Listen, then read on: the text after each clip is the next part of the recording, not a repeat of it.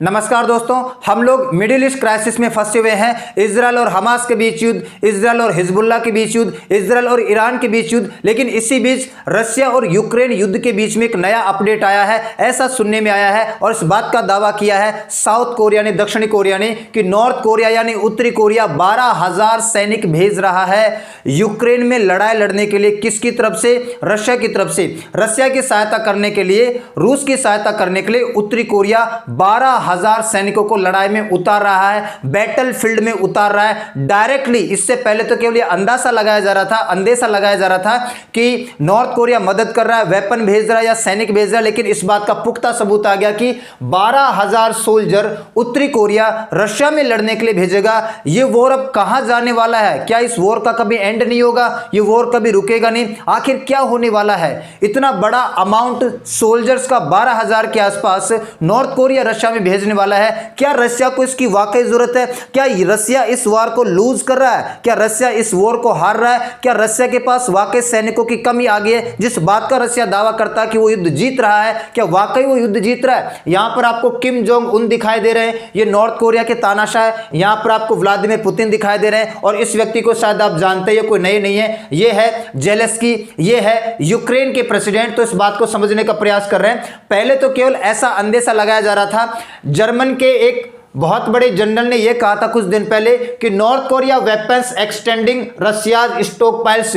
North Korea यानी उत्तरी Korea बड़े पैमाने पर वेपन सप्लाई कर रहा है, हथियार सप्लाई कर रहा है। किसको? रशिया को, यूक्रेन के खिलाफ। और यह भी सुनने में आया था कुछ दिन पहले कि भाई नॉर्थ कोरिया क्या वाकई रशिया की मदद कर रहा है? उत्तरी कोरिया क्या वाकई बड़े पैमाने पर हथियार भेजकर या सैनिक भेजकर रूस की मदद कर रहा है? इस बात का अंदेशा लगाया जा रहा था कि अब यह बात बिल्कुल क्लियर हो चुकी है। और बात क्या क्लियर हो चुकी है? अभी 2 दिन पहले एक वीडियो बड़ा वायरल हुआ और इस वीडियो में आप देख सकते हैं कि लगभग 1000 से ज्यादा सोल्जर्स रशिया के अंदर ट्रेनिंग कर रहे हैं और ये सोल्जर हैं उत्तरी कोरिया के। नॉर्थ कोरिया के लगभग हजारों सोल्जर रशिया के अंदर ट्रेनिंग कर रहे हैं और ट्रेनिंग करने के जस्ट बाद इनको बैटल फील्ड में उतार दिया जाएगा। इनको रशिया की तरफ से लड़ने के लिए यूक्रेन में भेज दिया जाएगा। यहां पर आपको दिखाई दे रहा है कि यहां पर ईस्टर्न रशिया के अंदर इस रीजन में हजारों की संख्या में सोल्जर्स ट्रेनिंग कर रहे हैं। और ये जो सोल्जर्स आपको दिखाई दे रहे हैं, ये उत्तरी कोरिया के सोल्जर है जो रशिया के अंदर ट्रेनिंग कर रहे हैं। यहां पर भी आपको यही बताया जा रहा है कि भाई बड़े पैमाने पर हजारों से भी ज्यादा जो सोल्जर्स हैं उत्तरी कोरिया के, वो रशिया के अंदर ट्रेनिंग कर रहे हैं। North Korea send 12,000 troops for Russia Ukraine war, claim south Korea. अब ये क्लेम किसने किया है? साउथ कोरिया ने, दक्षिणी कोरिया ने क्लेम किया है अभी 2 दिन पहले कि हमें ऐसा अंदेशा है कि 12,000 सोल्जर उत्तरी कोरिया भेजेगा। कहां पर? रशिया में भेजेगा लड़ने के लिए, रशिया की सहायता करने के लिए। उसमें से ऑलरेडी 1500 सैनिक तो ट्रेनिंग कर रहे हैं, 1500 के आसपास सोल्जर तो ऑलरेडी रशिया के अंदर ट्रेनिंग कर रहे हैं। उसके अलावा लगभग 10,000 और सोल्जर नॉर्थ कोरिया आने वाले समय में भेजने वाला है। साउथ कोरिया के जो प्रेसिडेंट है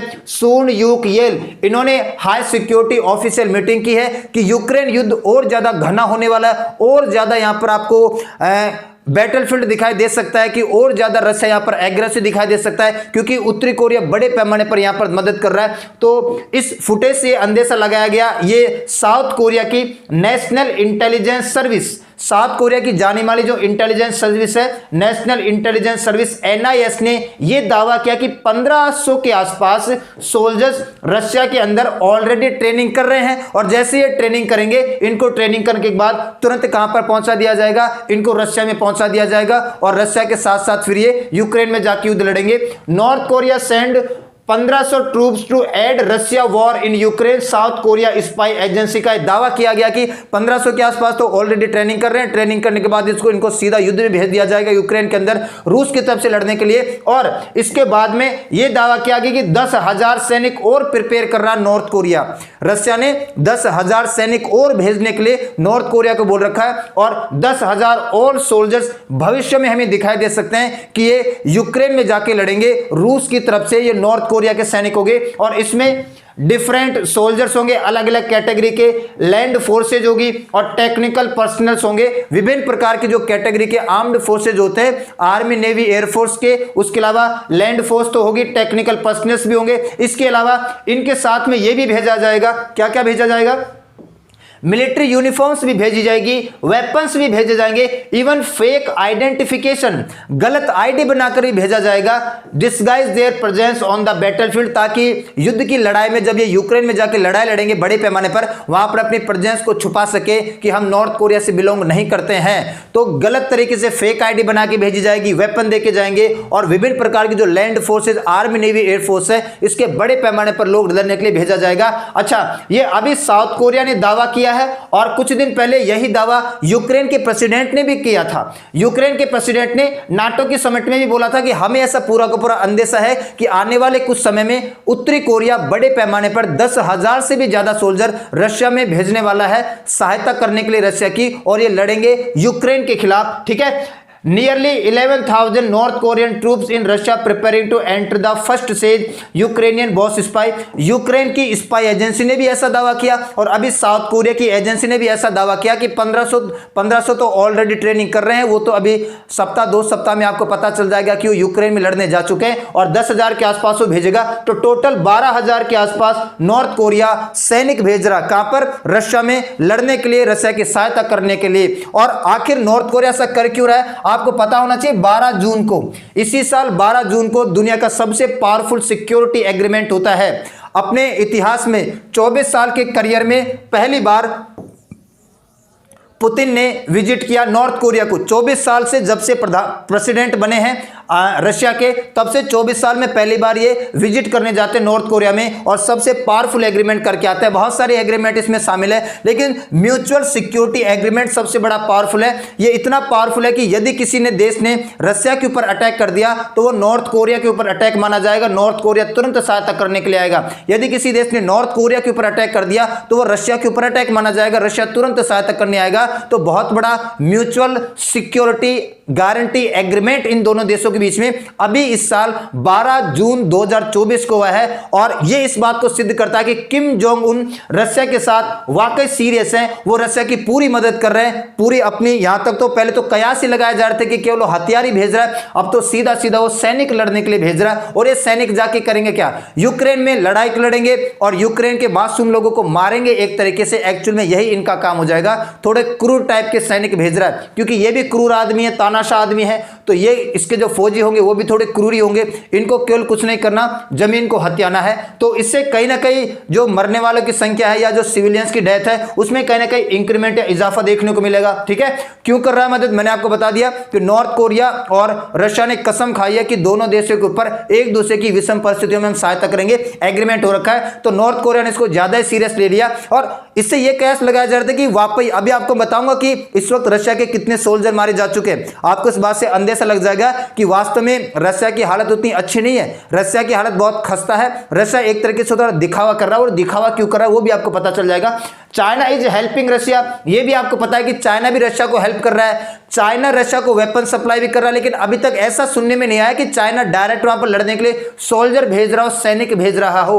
और पहली बार हमने देखा है कि इस युद्ध की वजह से, ठीक है, जेलेंस्की ने कहा है अभी थोड़े दिन पहले, China is helping Russia Federation to prolong the war in Ukraine. लंबे समय तक वार को खींचने के लिए चाइना भी बड़े पैमाने पर रशिया की मदद कर रहा है, वेपन्स भेज रहा है, हथियार भेज रहा है। और पहली बार हमें यह देखने को मिल रहा है कि अमेरिका ने सैंक्शन लगाए हैं चाइना की चाइना की दो बड़ी ड्रोन कंपनियों के ऊपर, जो ड्रोन बनाती है बड़े पैमाने पर, उनके ऊपर सैंक्शन लगा दिए हैं। US imposes first sanctions on Chinese firm for making weapons for Russia.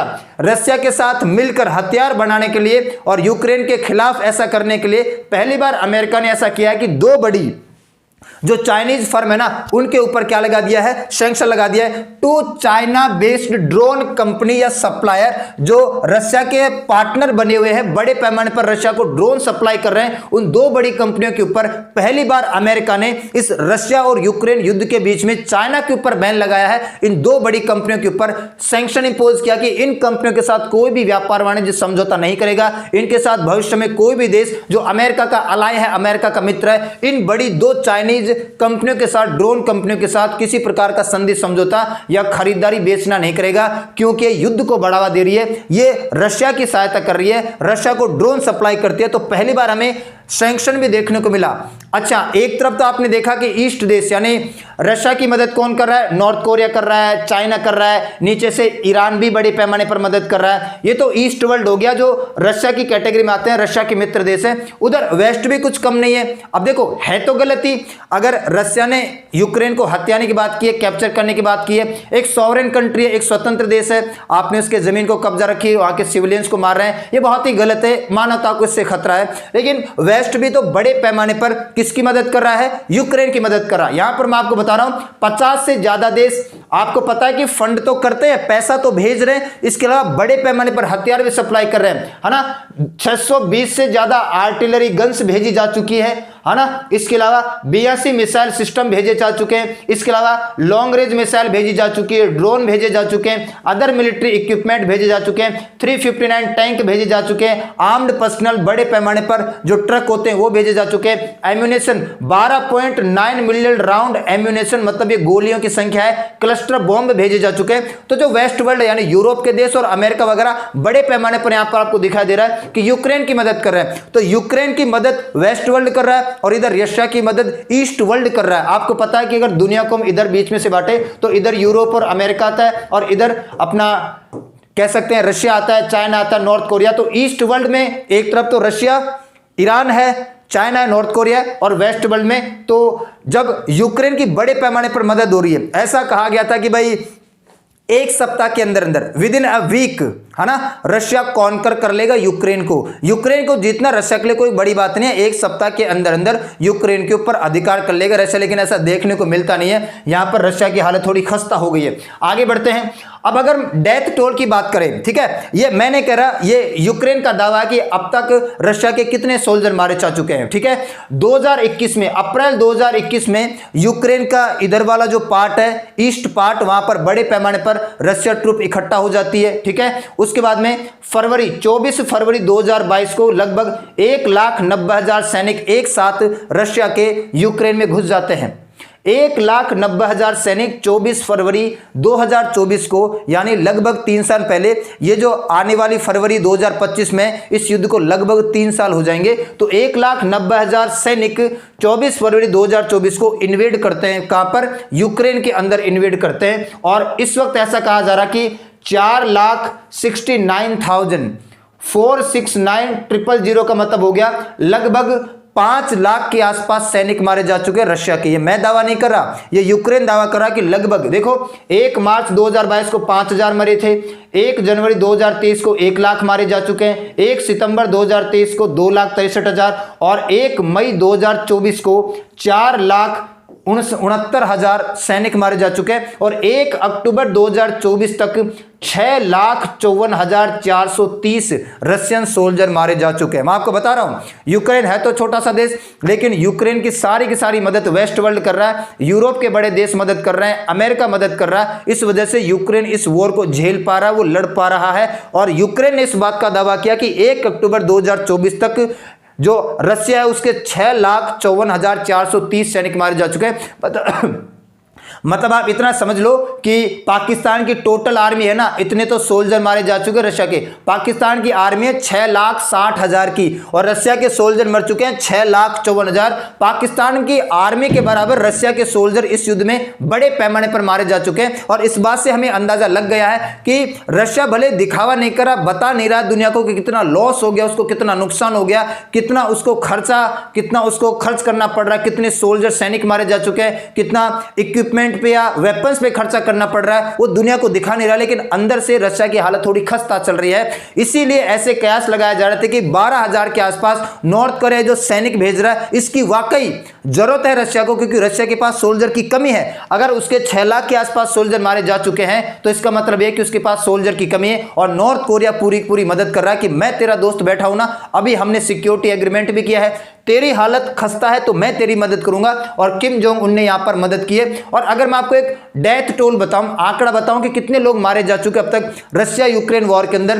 3 चीजें मैं आपको बता रहा हूं। यूक्रेन ने ऐसा कहा है कि अब तक 12,000 सिविलियंस की डेथ हो चुकी है, जिसमें 551 क्या है, बच्चे हैं। जून तक की बात बता रहा, जून 2024 तक यूक्रेन ऐसा बता रहा कि 12,000 से ज्यादा सिविलियंस मारे जा चुके हैं इस युद्ध की वजह से यूक्रेन के अंदर। दूसरा, Norwegian refugee council, Norwegian refugee council ने इस बात का दावा किया कि उनके हिसाब से 10,200 सिविलियंस मारे जा चुके हैं और 20,000 के आसपास बड़े पैमाने पर घायल है। London based action on arm violence, है ना, आर्म्ड वायलेंस नाम की ये एजेंसी बता रहे हैं कि लगभग उनके हिसाब से 7,000 लोग मारे जा चुके हैं यूक्रेन के अंदर और 20,000 से ज्यादा घायल है। तो इससे आइडिया लग रहा है कि लगभग 10 से 12,000 के बीच में, 10,000 से लेकर 12,000 के बीच में लगभग यूक्रेन के नागरिकों के सिविलियंस की डेथ हो गई है और लगभग 20,000 यहां पर जो सिविलियंस है वो घायल है बड़े पैमाने पर इस युद्ध की वजह से।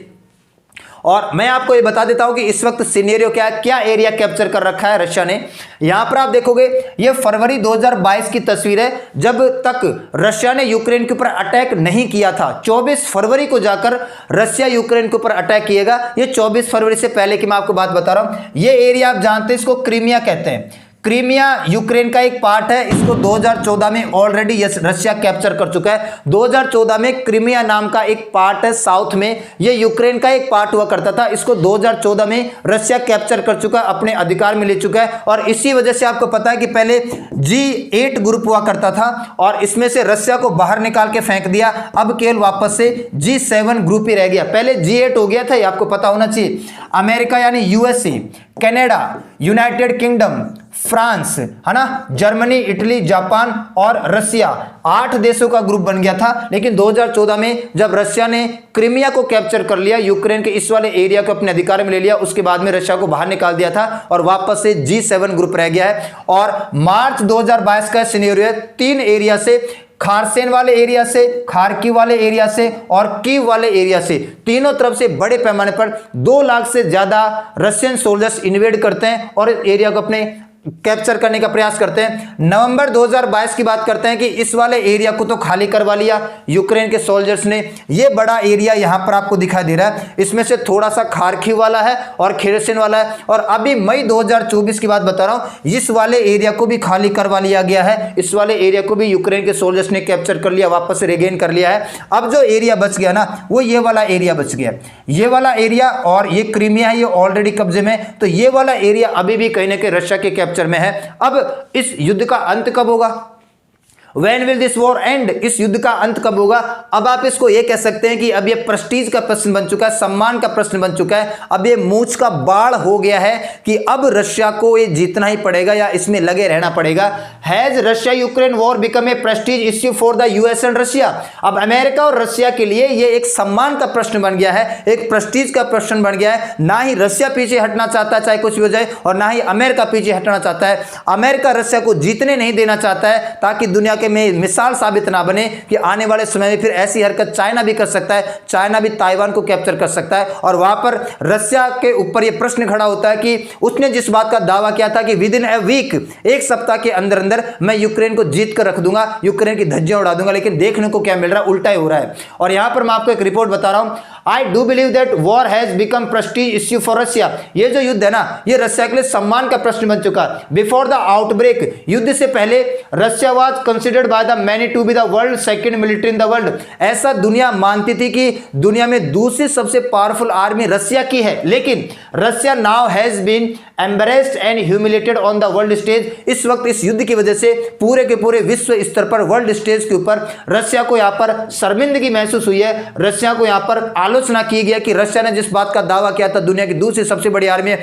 7 दिन के अंदर अंदर यूक्रेन को जीत के रख दूंगा, ऐसा कुछ भी नहीं है। पूरी की पूरी दुनिया के सामने रशिया एम्बरेस्ड हुआ है, ह्यूमिलेट हुआ है। Russian military has been exposed, Russia की मिलिट्री एक्सपोज हो चुकी है, रशिया की मिलिट्री सबके सामने आ चुकी है। किस बारे में? Russian military has shown to be untrained, undisciplined, unequipped and using outdated equipment. और इस युद्ध से पता चलता है कि रशिया की जो मिलिट्री है वो दुनिया की सेकंड पावरफुल मिलिट्री नहीं है, और ना ही उसके पास ट्रेन्ड सोल्जर्स है, ना ही उसके पास डिसिप्लिन्ड सोल्जर है, और ना ही उसके पास कुछ अच्छे हथियार है। वो आउटडेटेड हथियारों का यूज कर रहा है।